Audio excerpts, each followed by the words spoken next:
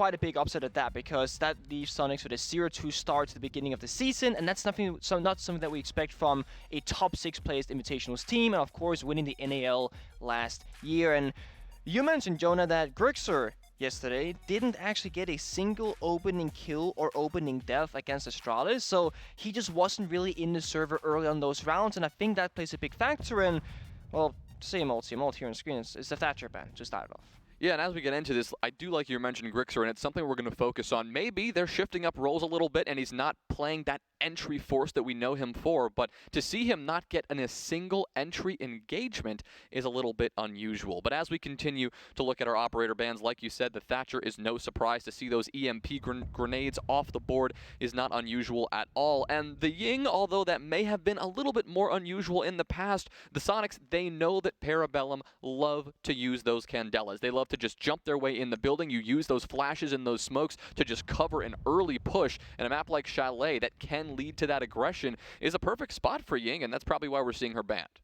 Yeah, and Cookie said how Parabellum, they love the information game and keeping an eye on their opponent during, Chalet, so to speak, and Soniqs therefore banned the Valkyrie. That means less information on the defensive side, which is where Parabellum is starting. And then, of course, the mirror, closes it out. So overall, a pretty normal situation. Ying being the only kind of like target ban that was chosen in this matchup, and we'll see how it plays out. Soniqs, they also played themselves, not typically on Chalet as much, but Parabellum, as you mentioned, they do. Well, diving into round number 1, we've got Parabellum, of course, starting on the defensive side, and we don't see anything too unusual just yet. In terms of this lineup, we've got the Frost coming out on the basement site, which may be a little bit unexpected. Generally, you bring that Frost out when you see a site that has a lot of those windows to jump in, a lot of those positions that you're jumping in at the last minute trying to get something going, and that's when those bear traps can be as effective as they would be in Silver, Elo, and Ranked or something like that. So Wimpy will be bringing that out, and you do have some intel focus from Parabellum as well. Eska bringing out those yokai drones on the Echo. It's interesting that you say silver rank, because statistically speaking, Frost Traps actually have a higher success rate the higher elo you go up in. So Diamond and Champion players tend to get caught more in Frost Traps than silver players. So I guess that means that, Pro League, that's like a level above Champion and Diamond and Ranked, would mean that in Pro Play, we are the most likely players to be hit by those traps. Theoretically speaking, of course. Yeah, it's so funny when you actually look at those stats, because when you're going for that push, when you only have a few seconds left, like happens so often at this level of play, you don't have time to look down at your feet and shoot out a bear trap. You've got to look elsewhere. Something very spicy here. Direct attack, right? The Lion, the Glass, and the OSA, that's something that Soniqs, they went for in that attack or repick. I expect a fast push here. OSA shield in, smoke grenades can go out, the Glass can see through it, and you try to establish a plant. What can Parabellum do? Well, here it comes already, looking to get aggressive. There go the smokes. Grixer on the coverage, and Super going for this plant right away. The toxic smoke, though, chokes him out, and he's forced to relocate, and he puts himself in danger, losing the diffuser in the middle of the site. Great shot from Kool-Aid. Parabellum, with the opening frag, now have immediately stopped Soniqs in their tracks, and now they know what they're dealing with. They're not going to play too loose on this bomb site. They know what Soniqs tried, and they know that it didn't work. Yeah, they got to rotate off right now. We're inside a bar here from Yeti, kind of creeping on, trying to get something going for his team, but it's Wimpy finding another one for Parabellum, leaving them in the dirt right now. Yeah, Wimpy getting that one back, but Yeti staring him right in the back and taking him down. He tried to drop down and get a second, but Eska is going to deny it. It's just up to Kansan and Grixer. The Glaz still up on the board, putting Soniqs in a pretty tough spot. I love where they started with this round. They tried to get creative, much like we've talked about Parabellum bringing out that kind of creativity, but it looks like, at least for this first round, yeah, it didn't work so well. It's one of those strategies where you put everything in one basket, right? And if it worked out, and if the plan had gone down for Soniqs, the round is arguably over. It's a win for them. And if Parabellum, if the defensive team can shut it down in its tracks when it occurs, well, then the defender's in a great position. The last smoke grenade coming out from the side of Grixer on the Glass, Lions up above with a DMR actually, and well, he's the last man standing, right? No help, basically no drones, no one else really got inside the building. Really nice shot from him, but really, can you find the last three? Yeah, this round really felt like it was over once Super dropped that diffuser on the site. Really good use of those smokes from Penguin, leaving Kansan left alone here in a very uncomfortable situation. He will be walking down the main stairs into essentially a crossfire. You've got somebody in the closet and Connector, and actually Kool-Aid can do the work himself. He just swings it. Yeah, he'll swing it and get the kill. Had some intel, probably got a call. Yeah, you can see the ping right on his position, and really had no trouble in closing that one out. So, good attempt there from Soniqs to kick off the very first round, trying to set the pace here on Chalet. But Parabellum say, none of that shenanigans. We want to win this, and we're going to stop you in your tracks. It's always nice to see confidence, especially, Soniqs, their game yesterday was a 1-7 loss against Astralis. So you could be thinking, okay, Soniqs, you might be down now mentally. It's a terrible performance yesterday. But opening up the round the way they did, even though it did not work, I think it does kind of send a good message from the side of Soniqs that they are here to play. They're not really afraid of trying new things. They can, lose around here and there, and most importantly, they can try and do some funky strats, which is something that we don't typically see in Rainbow Six Siege as much recently. And Parabellum, once again, the Frostbite on basement, a little bit more atypical. On bar, a lot more common. We see it right now being put down below windows because that's typically where you're gonna catch those people jumping in. When you're in that mid-vault animation, you gotta look down, shoot the frost trap, or look up and fight the opponent right in front of you. You gotta make that split-second decision of, well, where is the danger actually coming from? Well, something we haven't talked about yet is, well, with the operator ban of the Ying taking her off the board, it leaves one of the generally banned operators of the Flores still in play. Super choosing to bring out those Rotero drones, but the opening blow is not found by him. It's Rexon instead. It looks like he was just spraying through the barricade in the main hall and just took down Eska. Pretty lucky there, I suppose. Or unlucky, depending on which side you're on. And this is the thing that can happen randomly, where if you are at the wrong time at the wrong place, if somebody's spraying over a window or a door or a barricade, etc., you can just get really unfortunate and find that stray bullet. And the one-shot headshot mechanic through that window or door frame will simply just take you out. The bullet does not care whether you're wearing a helmet or not. You will always die in this case. Well, Parabellum will now have to find a way to get that kill back. That may be on the shoulders of Wimpy here, as he is definitely the next defender in the line of, at least Soniqs' line of fire, as they try to clear their way through Library up above. Any successful bar and games attack does generally depend on your ability to get some vertical control from above, but Yeti is looking to get some control from below. He's got his eyes right on Penguin's position on the main stairs. The EE1D will spot him out, and Yeti will clean that one up. The bomb actually going down at this point. Super just sticking it and able to get it done. Creators will clean him up, but the Soniqs, the advantage they have secured, it seems insurmountable for Kool-Aid at this point. He will get one back and tank down Rexon, but he has 35 seconds, 3 defenders to find, essentially defenders now, as they try to hold down this diffuser, and it is not looking great for him. He'll look down towards Chimney, look down towards that main hall, not spotting anyone there, because Soniqs right now, they're just sitting back in the post plant. There is somebody working their way up long in the dining hall. Kool-Aid will have a chance in that gunfight, but he just cannot pull it out. So Parabellum may have lost that body early, and they put him into a tough spot. Soniqs capitalized, and Super getting that plant down really helped out. Yeah, Soniqs finding that opening kill in the first 7 seconds of the round really seemed to hit Parabellum hard, because they were not just missing a player, but they're missing presence out on the map. Therefore, Soniqs got so much map control so quickly, and more importantly, they're actually doing the thing that I think that they do best. That's when you get Yeti on that +1 lurking position, being Maverick in the basement. Not really doing anything per se, but having a presence somewhere on the map that's kind of abnormal, finding a free opening onto Penguin on that smoke on the basement stairs to fireplace, absolutely massive. And while that's going on, well, you got switches planting out of nowhere. So Soniqs are applying pressure so many different areas on the map, whereas Parabellum, they try to spread out thin, and that means they're all alone, there's no trade coming out, and well, all Soniqs has to do is win those individual gunfights once or twice in a round, and then they're in a great position to win it.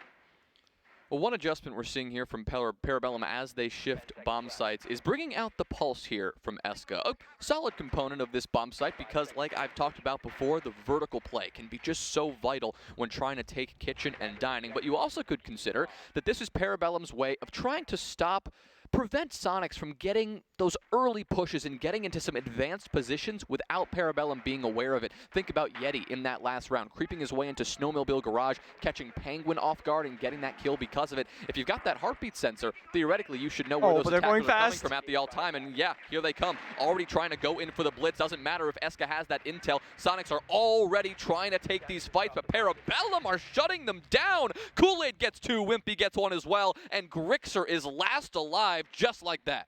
That's what we spoke about, right? Grixer aren't finding themselves in these opening kills or deaths neither yesterday or so far much today either. And Soniqs, they're not finding the opening engagements on those aggressive pushes, and now 2 rounds out of 3, they've tried to get cheeky, tried to go really fast, and neither time has worked out at all. And, well, this round will be end differently. This also goes the wrong way for them. The Lion, it's a great pick for these attempts to go quickly onto the bomb side, but so far it hasn't worked. It's a little unusual, isn't it, to see the Soniqs go for this kind of strategy several times now. Yeah, twice in 3 rounds. Twice in 3 rounds when this is a team that, in theory, I mean, they're the NAL champs. They know that. They know that they should, in theory, be better than so many of these players. And that strat book, their ability to go take a site in the traditional way through utility clear, through map control, all of that, on paper, they should outclass Parabellum. That's what I'm trying to say. It's a little confusing why they're going for these rushes, these more high-risk situations, and they've been the wrong decision now twice in a row. I think there's a very valid argument. Is that when you are arguably the better team, as you said, you should be able to just like fight them straight on 1v1, right? If they set up a defense somewhere, well, you go there, you pick it apart, right? And because you're the better team, you should come out on top. And typically we see these kind of, we can almost call them like quote-unquote desperate plays. I don't think they are. I think they're with intent. You know, they saw those 2 roamers, both of those rounds from Parabellum. They go for a straight attack, quick, confident, etc.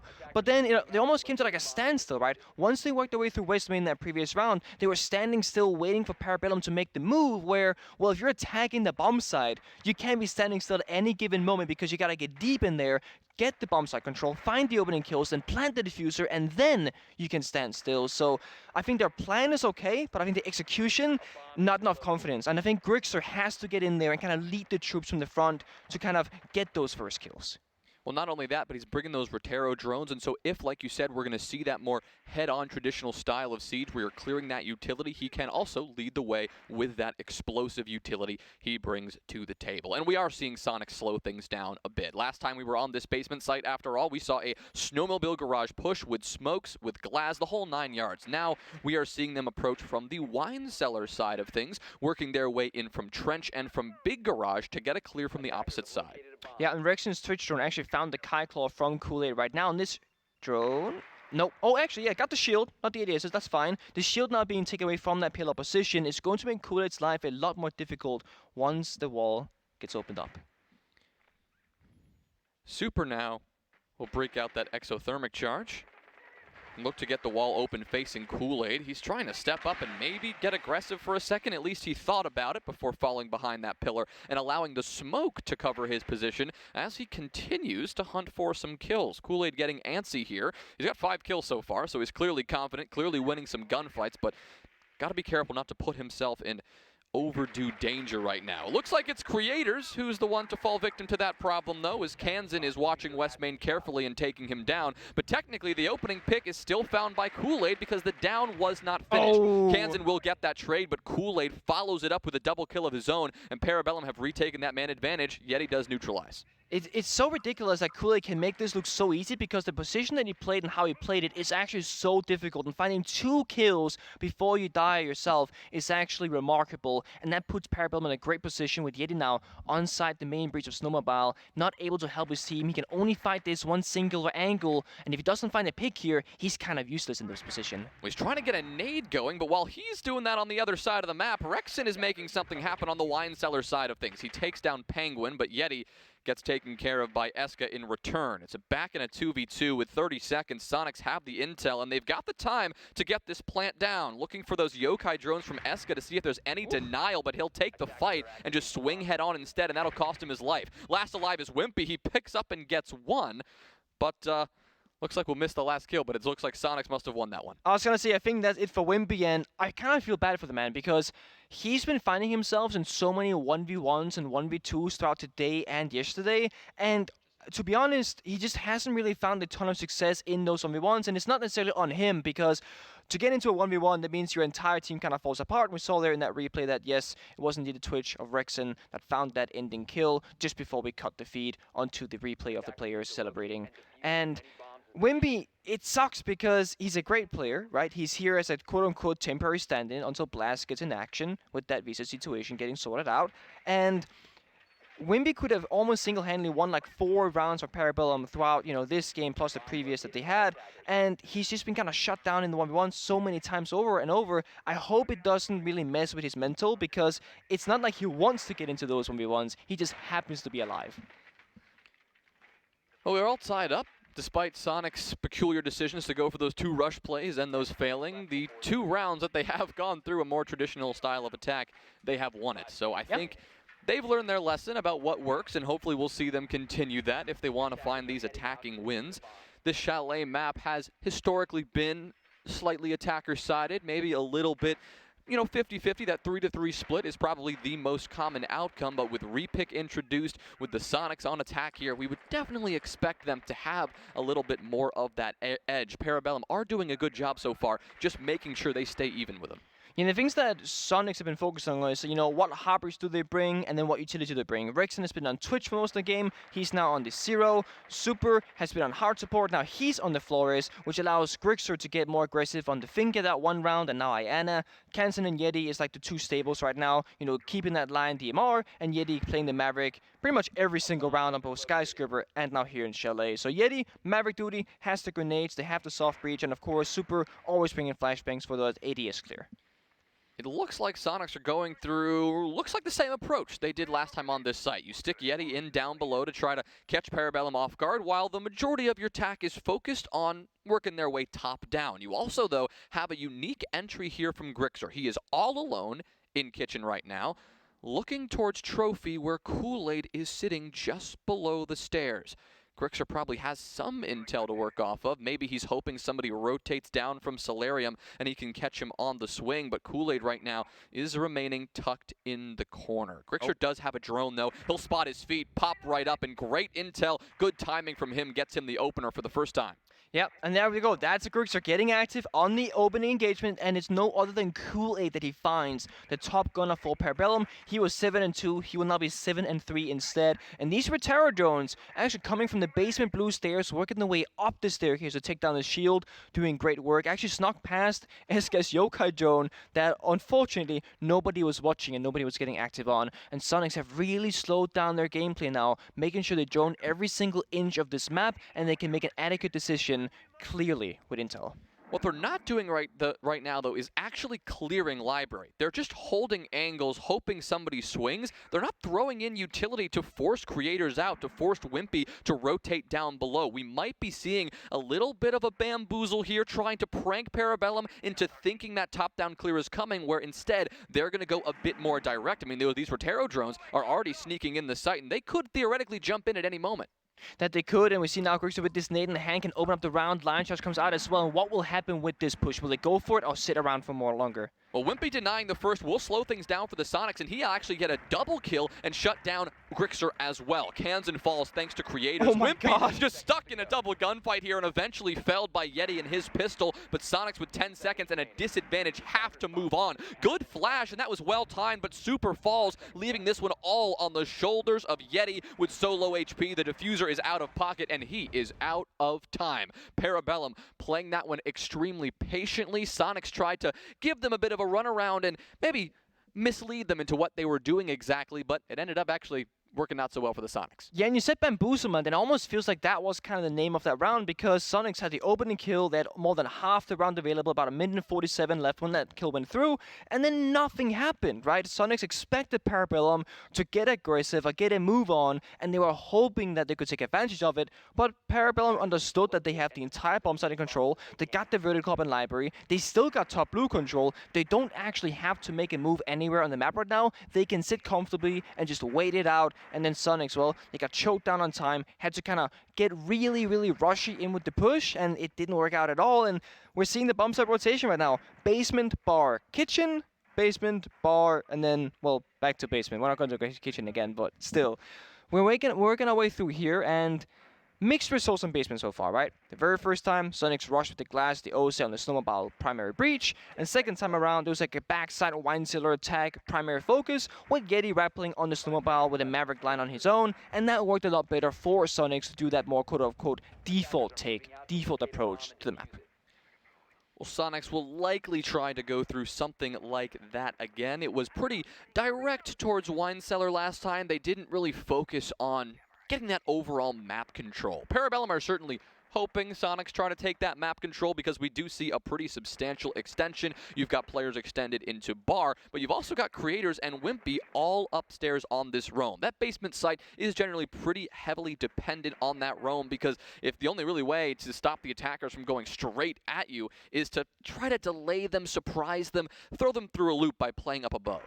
Absolutely true, and it seems like Soniqs are somewhat contesting it. Like, sure, they're not going top floor just yet, but they have made their way through that first floor of kitchen and trophy, and you can easily make your way up those solarium stairs to try and figure out where the roamers are. But now the question comes to Soniqs: do you care about the top floor at all? And it doesn't seem to be the case because they got the primary of car garage, they got trophy, they got the Westmain stairs, and that's really the only flank you care about. And one single player can hold down both flanks from solarium stairs and Westmain stairs, and then the other 4 players can work their way inside the basement of Trench. Here you see Super already now joining out the bomb side, Rexon trying to figure out where is the Kite Claw, where are the mute jammers, and then you gotta problem solve how do we clear those pieces of utility, and then once you cleared them, that's when the walls gets opened up, lines of sight, apply pressure to the bomb side defenders, and then you can start talking about the execute. But right now, with this one soft wall, which is a little bit different from the side of Parabellum, C4 comes out, doesn't find the kill, and Rexon can slowly start breaking in this cabinet to get that jammer to allow Super to then work the wall. But not just a jammer, there's also a Kite Claw hiding somewhere at the bottom left of that reinforcement, and I don't think they know the whereabouts of this claw just yet, which means Soniqs, they're going to be burning a lot of time, not really doing anything. Well, they have gone pretty direct, like you said. You do have Kansan up above to secure that flank potentially, but right now everyone else is concerned on pushing this site. You've got Super, who's gotten this breach open successfully now. You can hear the exothermic charge detonating, so he's going to hold this angle by pillar, because last time we know how aggressive Kool-Aid played this and how he was able to get it done. Absolutely, and Kool-Aid, we'll see, man of the game here so far. No C4 in his pocket, which means this shield and his gun is all he has to work with. And from the side of Soniqs, they have 2 grenades, but they're gone now. That's the only nades from Grixer. Now all they got are flashbangs and a lion charge because Yeti isn't there just yet. Kool-Aid is such a good player in this position right now, and once again, it is giving Soniqs a lot of trouble. They're running low on time, but Kool-Aid has been forced back. That shield destroyed, but Penguin is still here and still has a shield to hold down the Soniqs. They need to step up and get a move on. Penguin is using these smokes to slow them down. Kool-Aid is backed off. He's got the support of creators. There's somebody else also sitting close in Blue Hall, but Super is getting this bomb down, and nobody from Parabellum is there. Rexon and Kansan get 1 each on the coverage. Penguin is felled. Wimpy does get 2 back, and Eska with a C4 out of nowhere brings this one back. Yeti has to clutch this. He gets 2, looks for the last, but Eska denies it, shutting down Yeti at a moment's notice, but boy, that came close. That's a heartbreaking round, right? Because it went back and forth, and, well, Parabellum, they're doing the right thing. They're rotating players back and forth, but in the midst of that rotation, somehow Super snuck into the bomb side, and then it looked so hopeless because no one was able to find the diffuser or find the pigs, and within 2 seconds, Parabellum finds 3 kills, they get the advantage, and they swarm Yeti, the last remaining attacker, who had to rotate halfway across the map to use his grenades because Grixer was taken out by Kool-Aid. Eska, good job, buddy. That's a 4-2 side split here. That's great for Parabellum. That was a close one, and you don't often see, we've talked about this so much just over the first Playday, you don't often see defensive retakes in Siege go very well at all. Oh. In that post plant, once the bomb is down, the attackers, they sit back, they wait for you, but this time, Parabellum, well, they made it happen. Eska made it happen, a perfectly timed C4, and yeah, Yeti did almost get those 3 kills, but he could only muster 2 before eventually being felled himself. So like you said, a successful half for Parabellum. 4-2 defensive-sided Chalet so far. That is a great way to start, and it's making all of our predictions look a little bit rocky right now, Nick. It does. And to be honest, you know, you can almost make the argument that what if Soniqs had just played default Siege for those 2 rounds where they went for a side rush, the first on basement and the second on kitchen bomb side? Could this have been a different scoreline? Maybe a 3-3. If anything, if one of those rounds had worked out differently, but that's the thing about Rainbow Six Siege or any game really, is that you can't really play in hindsight because, you know, Soniqs, they did those executions in mind that it was going to work out, and then, well, Parabellum responded so well that it just turned out that they didn't. And now Soniqs, they have to defend the exact same bomb sites themselves that Parabellum was doing so efficiently, and their approach so far to this basement bomb site is quite different. Both the attacks on Parabellum going library side, taking top floor control, whereas when Soniqs were attacking, they were going West Main and Trophy Kitchen on the first floor. So very different approach from both teams so far. The one risk, of course, with going through a full map clear is that you are going to encounter exactly what Soniqs want you to encounter. Those roamers, those extended defenders with their utility, and someone like Grixer, who's now running all over the place on the alibi. He hasn't really been heating up much today, didn't do much yesterday. This is really where Soniqs need him to shine. If he can just pester Parabellum as they work their way in on that attack, they could be put in a really good spot. But wait a second here, we've got Kool-Aid going for a bit of a sneaky play. I mean, CJ said he likes to just crouch walk in and make a move towards the site, and he has already gotten a little bit aggressive. Problem is, he has that diffuser in his pocket, so he's going to make the smart decision and back off. And that's your thermite player with diffuser jumping into the bomb site, basically, and he would have continued going if it wasn't the default cam spotting him out. And that's Kool-Aid for you right there, ladies and gentlemen. A CL player who has absolutely zero fear of going in when he has to. Well, boy, that one almost got troubling for Parabellum, but he made the smart move, eventually got out of there, and will now play this remainder of the round. Only a minute 15, probably a little bit more controlled, but time has certainly slipped away from Parabellum a little bit here. They do have that top floor control, but Grixer is still a factor.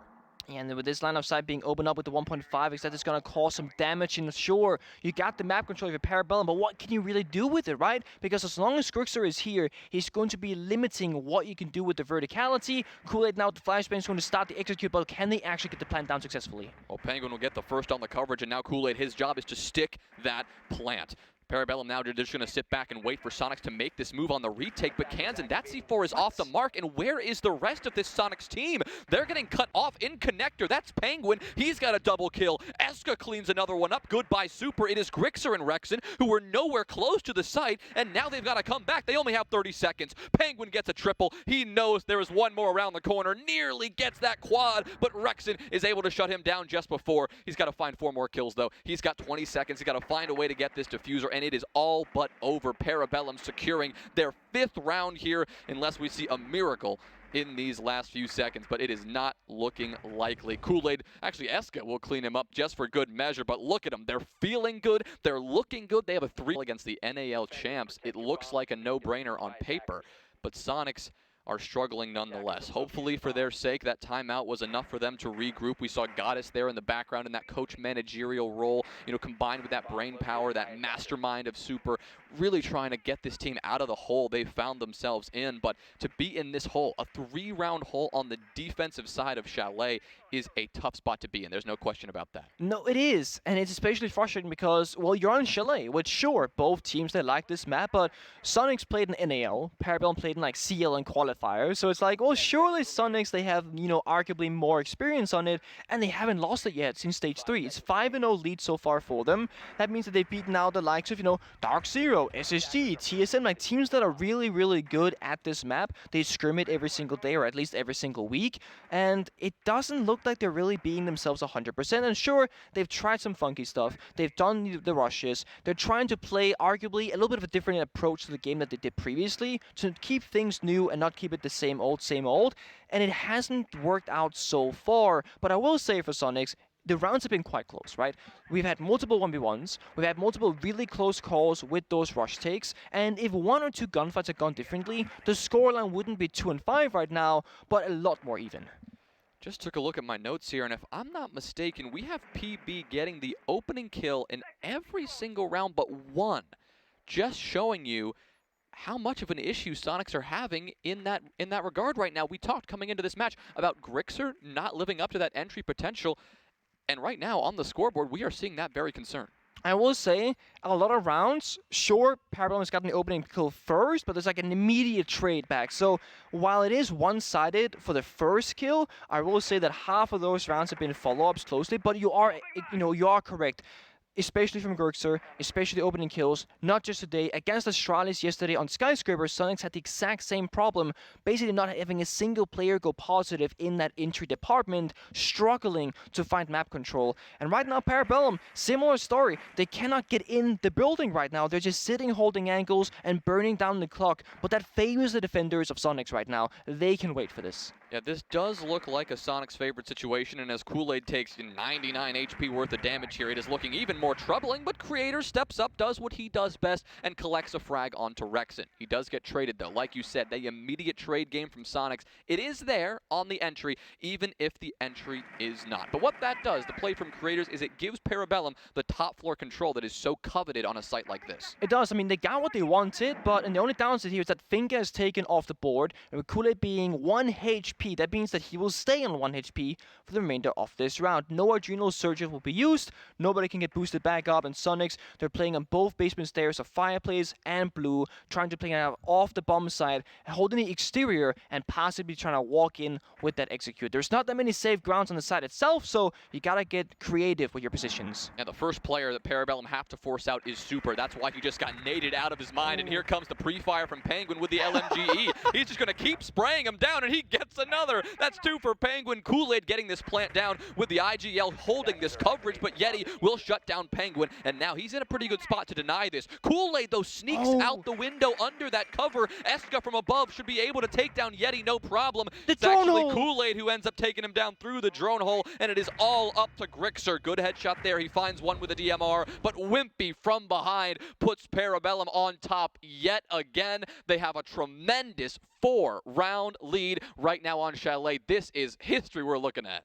Match point time, huh? Match point? Oh, yeah. Already, okay. So what happened here actually was that they grenaded Super. He was like down to 1 HP, and when they did that, Penguin dropped the hatch and she started spraying with that Sophia LMG, and Super, because of that grenade impact and doing so much damage to his health bar, he couldn't hear the drop, and they had no information about what was about to happen. And then you see that LMG, the 150 as we call it, holding down left click, getting 2, almost 3 kills, the entry, and while that distraction was happening, well, Kool-Aid was planting the diffuser, somehow got outside the window, outside the map for the post plant as well, and then you had SK above on the vertical play, you know, for that post plant position as well to hold down the diffusers that nobody can defuse. And Soniqs, you gotta get something going. We gotta vote, a community vote, a poll. Which team will end up on the bottom of the leaderboards today? And well, if you voted for Parabellum, I have bad news. What? The 53 in favor of Soniqs losing? I would have honestly been. I would have not expected that. Maybe they were like, I'm picking the winner, but no. You were picking the loser. Whoever's going to be on the bottom of this leaderboard. Maybe they can't read. I don't know. Or maybe everyone in the community, they knew something we didn't about the power of Parabellum on Chalet. I mean, I frankly, I should have known. But hey, I really did think the Soniqs were going to come to play this stage. And right now, it seems that they are nowhere to be found, frankly. This is only 3 rounds through 2 play days, and if Parabellum can close this one out, that will be all the rounds that Soniqs are able to secure after the first week of the NAL, and that is very concerning for them. Absolutely, and we often speak about the value of IGLs and leaders, which is super from the side of Soniqs, and we say that, you know, he's not supposed to top frag, he's not supposed to get crazy amount of kills or clutches, but I do think we have to talk about the elephant in the room, that he's 0-8 right now with a single assist to his name. That means that out of every single person that's died in every single round so far, he's done damage to a single player. And that can be C4s, toxic babes, bullets, any kind of damage really, and hasn't gotten a single kill. And when if this was a, you know, opposite scoreline, Soniqs leading 6-2 against Parabellum, you'd be like, you know what, Super's doing great.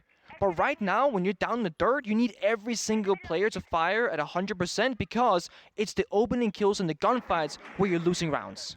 I mean, that does not put it all on the Super's shoulders, though. I mean, Grixer was one of the top 4 fraggers internationally. Last year, he is 4-7 right now. Kansan, not so far behind, 5-7. He was one of the only 2 players on this Soniqs roster who went positive yesterday with 1.0 KDs. It was both Kansan and Rexen, both of whom are negative right now. It is Yeti, who was 2-8 yesterday, the only player who is finding the scoreboard in any sort of meaningful way. Rexen is the first one to find the scoreboard, so for the second time, we can say that Soniqs have secured the opening pick and to take down Creators, one of these big fraggers. That is generally a good thing to do, especially because he is on the Finca, but keep in mind that all these other kills that Parabellum are finding, they're sitting pretty and they're pushing in. Kool-Aid takes down Kansan to kick things off. Super finally finds the scoreboard and gets one. Yeti follows that up with a kill onto Kool-Aid from above, and it looks like Parabellum moved in a little bit too quickly. Yeah, not really understanding or at least knowing that the vertical holes were here from Yeti and Super. They had that on lockdown with the crossfire, and then they're still trying to make their way to the bottom side, but in a 2v4 and these shields in their faces, that's going to bode very difficult. Well, Eska does get one, and this one is not totally out of the question yet for Parabellum. Wimpy has still a good amount of HP to work with, but yeah, there are 3 Soniqs full HP defenders, and it looks like Parabellum don't exactly know where they're located. They are nervous about Rexon, understandably so, because he is applying some pressure from Piano right now, now swinging wide into Office, not quite finishing off Eska, but doing enough damage to really hurt the chances of Parabellum going forward. Wimpy also taking a couple more bullets from Grixer here out in West Main, who's just going to sit back and wait for this push to come in. Grixer does get down, but Super lines him up, and just as we call him out, he gets 3 kills of that round. He's on the board, and not just on the board, he's actually up there with his teammates now, and sure, it's still like a more of like a team performance from Parabellum. They're much more even in the kill department, but we should have just spoke about Super earlier when he was 0-6, because then maybe Soniqs would have gotten around previously. But either way, it's been said, it's been done, and Super heard it. He took offense to it and said, you know what, you want me to get some kills? I'll get some kills. He give you 3 in a single round, in fact, and now, you know, he can basically get no kills further, and we can be like, you know what, Super, he did his part. He got his kills. All he needs. Back on the smoke, Super is right now. That's what I spoke about earlier, those toxic babes. If you do damage, that will give you an assist. So we often see operators like, you know, the Lesion, the smoke, etc., you know, damage-based gadgets. You know, you get like a lot of assists. Or Twitch mains back in the day getting like 10 assists a game because you're sapping people in prep phase. That doesn't work anymore. With the attacker repick, you get a normal drone if you're the Twitch. And speaking of attacker repick, guys, right-hand side of the screen. I mean, this can still change, but right now, Parabellum is showing a Blitz, Glass, Thermite, Gridlock, and it's a basement defense. We've seen this almost exact situation before from Soniqs. They did the Glass, Osa, and they're staking it. They're doing it, but the Blitz is gone, so the Twitch is there instead. That gives you the gadget to clear utility, has a Claymore, so no smoke grenades, but isn't it kind of odd that we see both teams possibly attempt the same situation?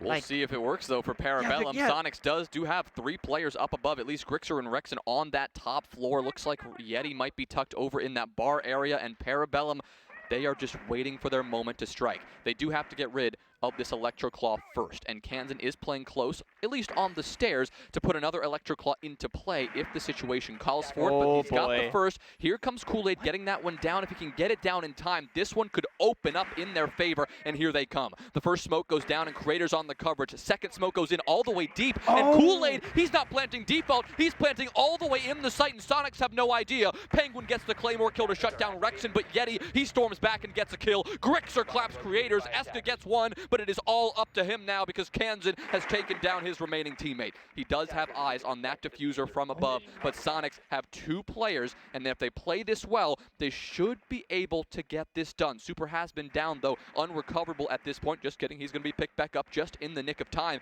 But Soniqs do have to get a move on. They've got 20 seconds, and Eska has this angle all the way from above on the balcony here in Fireplace Hall, looking to secure this angle and secure this round. Downs Yeti, there's one, and he only has a couple of seconds left to burn. Soniqs are out of time. They're not on the diffuser, and it's the round. Eska takes it, gets the triple, and that is the map. Look at that energy. That is a round. That is the creativity from Penguin that we just saw. It is so smart that you smoke off all the positions, you keep Soniqs guessing as to where you're planning, and you don't plan default because it doesn't make any sense. You go all the way to the bomb site, you plan deep on that reinforced walls between the bomb site